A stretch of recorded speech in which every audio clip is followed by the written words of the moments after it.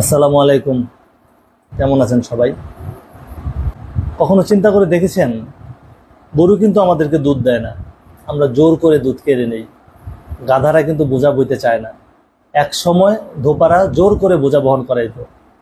হিসেব মতে সিংহ কিন্তু দুধ দেয়, সিংহ কিন্তু অতিরিক্ত ওজন বইতে সক্ষম, কিন্তু সিংহকে দ্বারা এই সকল কাজ করানো মানুষের সাধ্যের বাইরে। এই জন্য একটু বোকা এবং ভালো মানুষদেরকে গাধা কিংবা গরুর সাথে তুলনা করা হয়।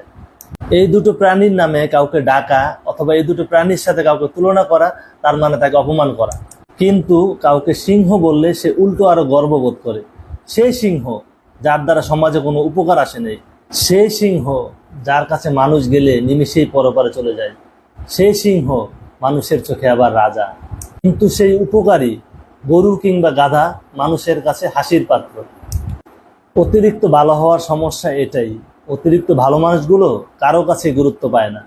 তুমি অতিরিক্ত ভালো হয়ে দেখো, নিজের নিঃস্বার্থভাবে কারো উপকার করে দেখো, আঘাতের পর আঘাত পাওয়ার পরও তুমি তার সাথে হাসি মুখে কথা বলো, হাসি মুখে তার সাথে মিশো, তার চোখে তুমি গাধা কিংবা গরু ছাড়া আর কিছুই না। তুমি যদি মনে করো সে কোনো একদিন এগুলো মূল্য বুঝবে, তাহলে সত্যি সত্যি তুমি একজন গাধা। তাই কারো কাছে দাম পেতে গেলে